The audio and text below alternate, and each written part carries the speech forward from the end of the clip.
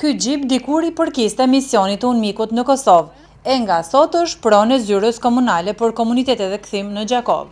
Kjo sepse zëvendës shefi i këtij misioni Robert Sorensen, gjatë pritjes që u bën nga zyrtarët komunal në Gjakov, e bëri të ditur këtë gjë. Ai tha se kemi ndihmuar shumë komuna e sot menduam të sjellim disa gjëra edhe në Gjakov.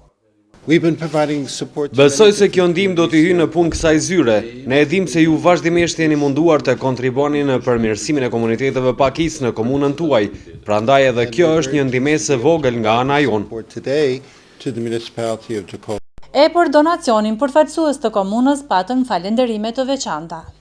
Me këto pajisje që i ka dhëruar zyrës së komuniteteve, do t'ju mundsojnë në punët e tyre të përditshme dhe do t'ju lehtësojnë punën vazhdimsi që janë duke bërë. Edhe një herë në emër të kryetarit, në emër të krejt komunës e falenderojmë zotin Sorensen për këtë ndihmë që i ka bërë komunës Gjakovës.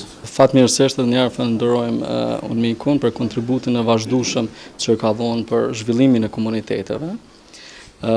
Sot i kam pru disa donacione zyrës komunale për komunitetet dhe kthim, një vetur e tipit Toyota, i kam pru 2 laptopa, 2 desktopa edhe e kanë sjell një fotokopja dhe një mikrovak. Kështu që është shumë e dobishme pasi që veturën në zyrja nuk ka pas zyrtare, edhe besoj që ka më na ndihmu në punën tonë të mëtejshme. Por ndryshe misioni UNMIK-ut që ka qëndruar në Kosovë qysh nga pas lufta ka ndarë donacione në shumë sfera.